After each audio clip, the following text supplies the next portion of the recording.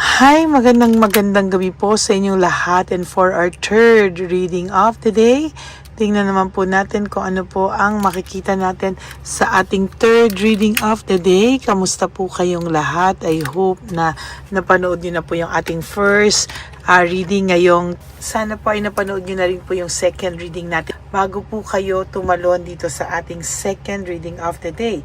Iniisip ko po kung ano yung mga barahang pwede kong gamitin, but I wanna do a random, no? Teka, tingnan natin kung ano ang gusto kong random cards, no? Tingnan po natin ang random cards.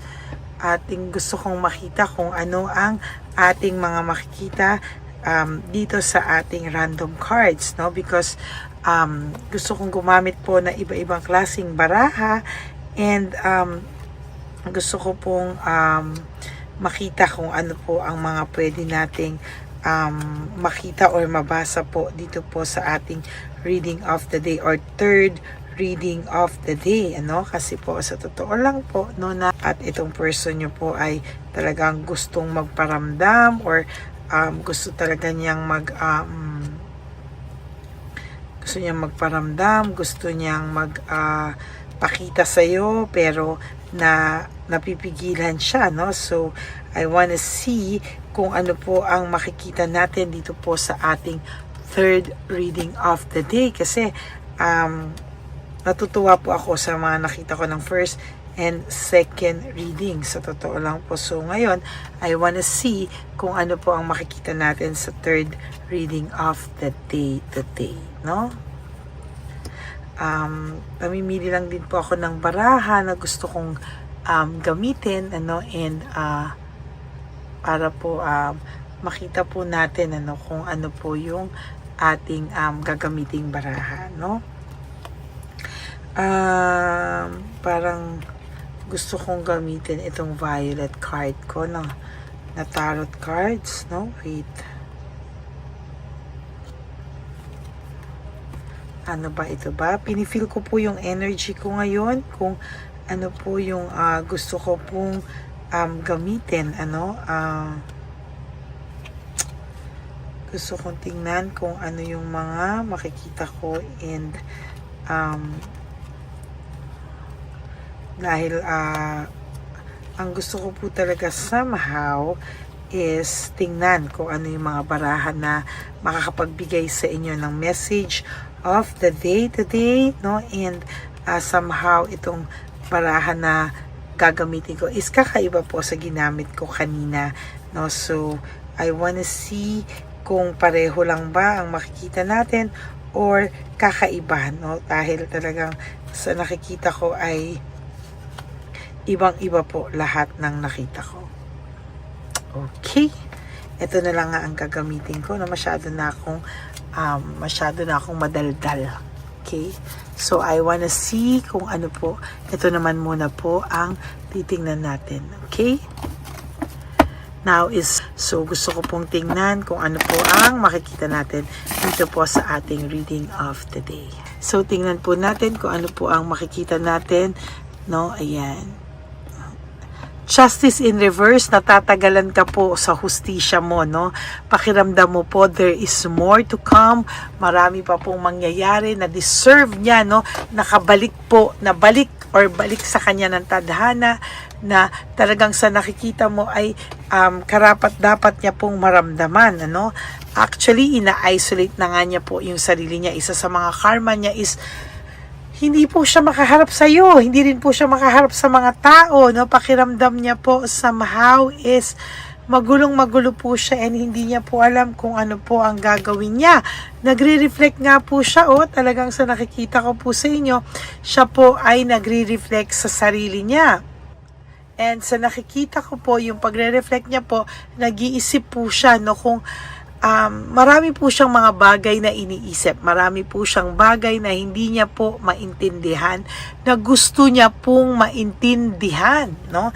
And talagang marami po kasi siyang ginawa na wrong decision because hindi po pinag-isipan yung mga ganyang desisyon, and sa kanya po nahihirapan siya, at ngayon niya po namimiss yung connection nyo, no? there is this connection na talagang namimiss niya, and sa nakikita ko po ay nahihirapan po siya because siya po mismo ay hindi makapag-decide sa mga bagay-bagay. Siya po ay nahihirapan na magdesisyon, wala pa po siyang desisyon, hindi niya po alam kung ano po ang kanyang gagawin, ano?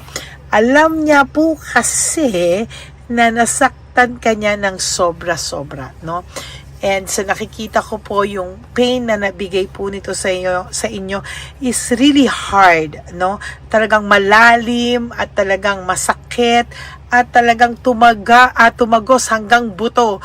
Yung sakit po na binigay niya sa iyo is tumagos hanggang buto, no? And wala pa po siyang ginawa anything na bago sa kanya, na wala man pong ginawa siya na para makahingi ng tawad sa inyo, at nakasakit siya sa inyo, and sa nakikita ko, aray na aray ito, no, sa lahat, no. And hindi niya po na-appreciate nung lahat ng mga nagyayari sa kanya, kahit po may magandang nangyayari sa kanya, pakiramdam niya po ay nag-i-struggle pa rin siya. Ayan, no, and burden po, and sa totoo lang, meron siyang nararamdamang yung mga responsibilidad niya ay naging burden po sa kanya, at sa totoo lang, nahihirapan po siya, no, hindi niya po alam kung ano po ang kanyang gagawin, and talagang, parang bigat na bigat po siya, no, overwhelming, burden siya, and talagang ang sakit po ng pakiramdam niya. Kabaliktaran po sa lahat ng inisip niya, kabaliktaran po sa lahat, no, na akala niya po ay masaya, pero hindi po, no, talaga, ayan, no, sobrang hindi niya inakala na babaliktad po ang lahat, no, and hindi niya po akalain na sobra po siyang makakaramdam ng pagkabagabag, no, and sa nakikita ko po ay talagang nahihirapan siya. Talagang dito niya po na napatunayan na para na po siyang lagi siyang tulala, balisa, no? And sa nakikita ko po talaga sa kanya, para po siyang nanggugulat, no, sa mga nangyayari sa kanya, para po siyang nagugulat, hindi niya po alam kung ano po yung tumatakbo sa isipan niya, and true enough na talaga pong siya po ay nahihirapan. There will come a time makakabalita ka sa taong ito. Siya mismo ang lalapit sa'yo, no? And sa ngayon po talagang ina-isolate niya po yung sarili niya sa mga tao sa paligid niya, no? Isolating himself or herself, no? Talaga ina-isolate niya po. Why? Because hindi niya po alam kung ano po yung gagawin niya talaga, no? Nawalan po siya talaga ng inspirasyon, ano? Bumaliktad po ang lahat sa kanya, nawalan po siya ng inspirasyon, and to be honest with you, demotivated po ang taong ito sa lahat, no? And hindi niya po alam kung ano po ang tumatakbo ngayon sa isipan niya, pero talagang demotivated po siya.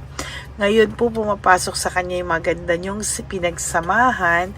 It's just that parang ngayon po niya naiisip lahat-lahat ng magaganda niyong pinagsamahan, connection nyo, yung aura nyo sa isa't isa, and gustuhin mo po niyang magkaroon ng new beginnings, endings and new beginnings. Nalulungkot po siya dahil hindi siya magkaroon ng new beginnings, at panay hindi rin po siya magkaroon ng ending, no? Stagnant po ang buhay nito, and sa nakikita ko po, magulo po ang kanyang buhay. No, very confused po at curious ang taong to sa lahat ng bagay na nangyayari sa kanya ngayon. Hindi niya alam kung ano ba talaga, and kung sino po ang mga tao sa paligid nito ngayon. Wala po silang ginawa kung hindi mag-away dito, away doon. Yan, no? Talagang ang bigat po ng pakiramdam nitong taong to. And this is a self-victimization, ano? Siya po ang gumawa niya sa sarili niya, self-victimization. And sa nakikita ko po ay napaka gulo po, siya po yung nagbiktima, nagtrap sa kanya sa ganyang klaseng sitwasyon, ano? And the tower, the tower, no, talagang matindi po ang pagkabagsak nito sa kanya, no? And true enough, magulong-magulo po ang kanyang buhay. Ayaw niya po talaga, ina-isolate niya po talaga yung sarili niya sa lahat ng mga kakilala niya, not only sa iyo, no, but sa lahat po, no. And sa nakikita ko, magulo po talaga ang kanyang isipan, pero yan po, wala siyang magagawa kung hindi ang mag-isip, mag-reflect, no? Kasi sa totoo lang po, hindi niya po kaya ngayon mag-isip, mag-reflect, hindi niya po alam kung ano po ang gagawin niya. This person has a lot of depression, negativity, and magulong-magulo po ang buhay niya, no? And sa nakikita ko po, siya naman din po talaga ang gumawa niyan sa sarili niya, no? Leaving behind, walking away, iniwanan ka niya na parang hindi ka nag-exist, no? And sabi ko nga po sa'yo, sumagad sa buto yung sakit na binigay niya sa'yo, and now sagad din po sa buto ang karmang babalik sa kanya. So that is your third and final reading for today. I hope na naka-resonate po kayo. And if you do, can you please give me a like and comment down below para alam ko naman po kung ano po ang emotions nyo right at this very moment. And for those of you who would like to have a private reading with me, you may message me po at Lady Lee Elena. That's Ladyly Elena. Nasa dulo po yan ng ating video. Diyan nyo lang po ako makukontak. That is my only official and legit FB and Messenger account. Okay, maraming salamat po sa inyong lahat. And malapit na po ang ating One Love a Day. Magre-ready na po tayo at nagre-ready na po tayo for our One Love a Day. Okay? So may God bless you all. I love you all from the bottom of my heart. At ang lagi ko pong payo sa inyo is just to live one day at a time. You do 3 things that will make you happy for the day. Prioritize yourself, make yourself happy, and always choose to love yourself because self-love is still the best love of all. And you have to realize that life is so short. Don't make it shorter by stressing yourself from all the pains and the heartaches na binigay sa inyo na kahapon. Just surrender everything to the divine universe and just let go and let God write your life and love story. Ako po ay magbabalik for another set of reading bukas, or titingnan ko pa po kung kaya ko po mamaya. But kasi gagawa din po ako ng cleansing, no, sa mga iba kong alaga, but I'll make sure na pagbigay pa rin po ako sa inyo. Okay? God bless you all and I love you all, and I will see you again on my next reading. Bye!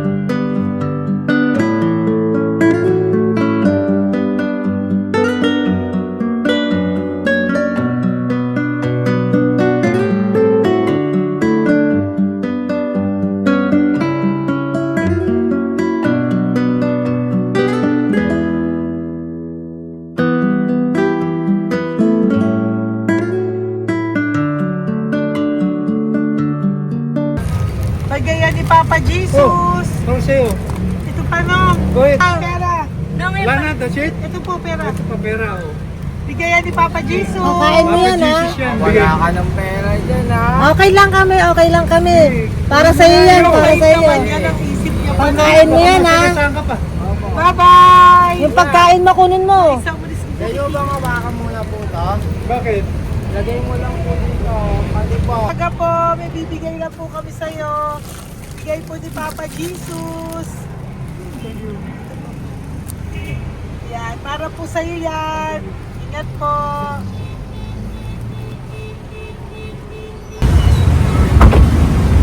Magandang tanghali po.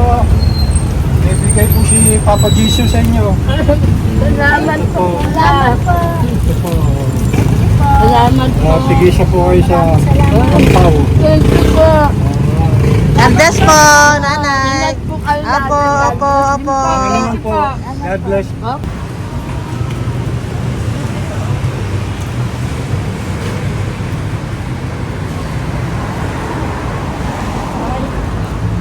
Bigay po ni Papa Jesus sa inyo. Maraming salamat po. Si Papa Jesus. Salamat. God bless po. Kuya, pangkain mo po yan, ha? Kain ka ba nandyan? Po, hindi po. Dito po, nasa timbahan po. Ah! Sa music ministry. Doon ka nakapwesto. Opo. Sige po, Sige po, bye-bye labay po. God bless po. Ingat.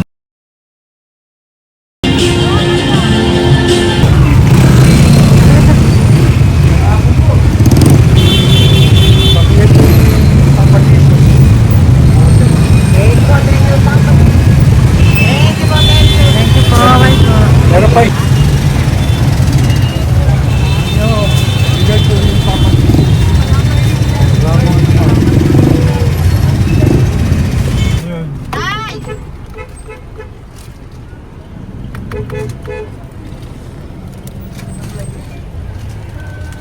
Good. Tay, para sa'yo po, bigay po ni Papa Jesus. Papa Jesus. Tay, bye-bye. God bless po, God bless. Para sa'yo po, bigay po ni Papa Jesus. Ayan po, bigay po yan sa'yo ni Papa Jesus. Thank you po. Amen.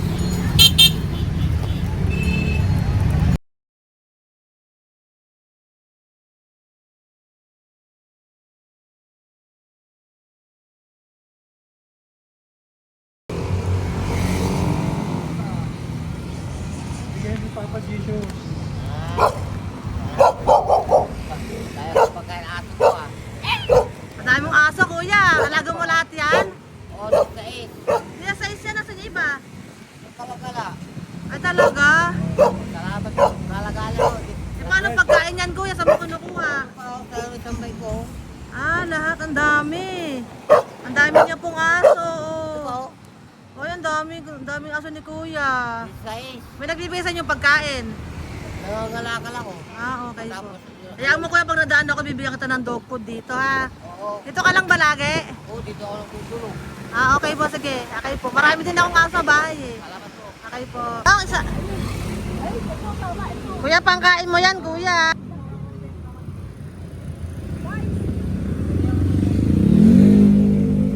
Nangangalakal ka, kuya?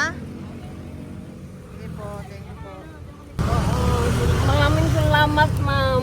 May pagkain ka, nanay. Kahirap ng buhay ngayon. Ba't nandito ka, nay? Nagasan ka ba? Yung arthritis ang sakit ko eh. Nagasan ka ba, nay? Sa plado eh. Sa Pladway. Oo. Okay po.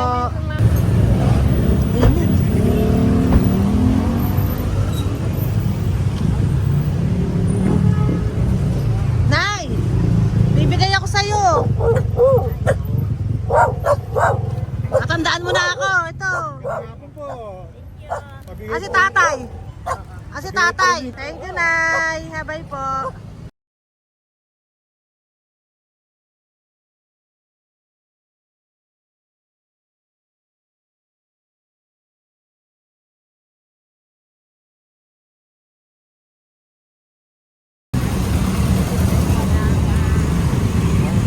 God bless, Tay. Thank you po.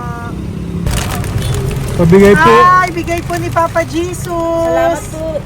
Bigay po ni Papa Salamat po, Jesus. ate. Ito po, oh. Salamat po. Bigay po ni Papa Jesus. Ito pa po. Salamat po, tay. Salamat po, tita. Bye-bye po. Maraming po salamat. Kayo, ate. Opo, ingat po kayo. Taga saan po Ingat kayo? Taga Tayabas, Quezon po kami. Mga Aita po kami sa Quezon, mga katutubo. Sige, ingat po. Salamat God bless.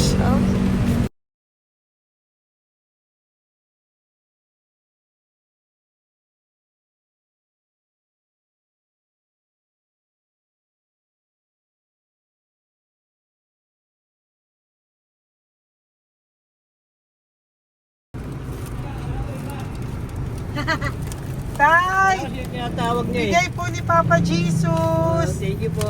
Ayan po. Sobrang Ang sipag mo naman, tay. sipag niyo naman po. Kanina po kasi, taglagas ngayon, taglagas. O, pang merienda niyo po yan, Sige po, ha? salamat po sa inyo. Tapos yung road bags po, Kala ko uwi sino niyo po. binubusinahan niya eh. Sige Thank po, you na bye-bye po. Thank you po, salamat po, bye-bye.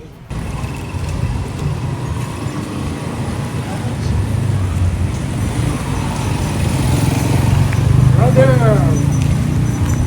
Basta. Pabigay ni Papa Jesus. Sa'yo. Ang kaya mo yan. Ba't hindi ka makatayo? Na ano ka? Okay. Sige, bye-bye. Hello po. Tama. Para sa inyo po, bigay ni Papa Jesus. Thank you very much. Sige po, bye-bye po. God bless you. Tay, magandang hapon po. Bigay po ni Papa Jesus. Ito pa po, Tay. Para sa inyo po. Bye-bye po.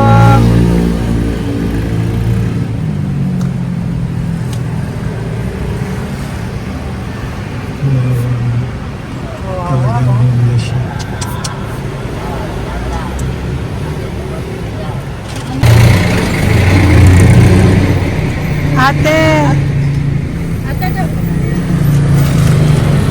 Tingnan lang.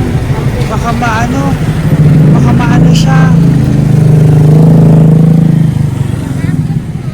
Ito po, bigay po sa'yo ni Papa Jesus. Ito pa po, pera po. God bless po. Okay. Taga saan ka po? Sige, ingat ka po, Hello po, magandang hapon po. Ano po? Bigay po sa'yo ni Papa Jesus. Thank you, madam. Tsaka ito pa po, para po sa'yo. Salamat. Thank you po, ingat po. Thank you, ma'am. Sige po. Salamat. Akala ko, ma'am, bibili. Ay, hindi po, para sa'yo po yan. Bye-bye Thank you, po. ma'am.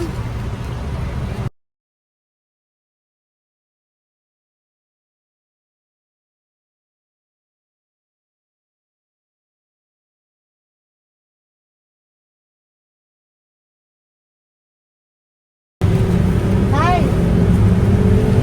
Hirap na hirap. bibigay po ako ng puso. Hirap Dito siya. po tayo, dito sa kabila. Hindi mo siya lies pa yan. Kawawa naman. Tay, magandang araw po. Oh, Lord. Bigay po ni Papa Jesus. Ito po, ano, pangdagdag po. Dagdag po. Bigay po ni Papa Jesus. Thank you po. Thank you po, Kawawa naman. Diyos ko, hindi na siya makaano.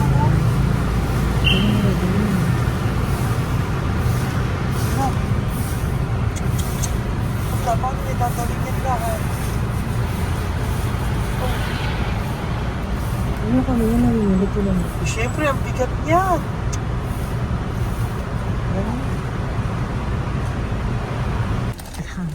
Kaya, bigay sa'yo ni Papa Jesus. Thank you po, ma'am.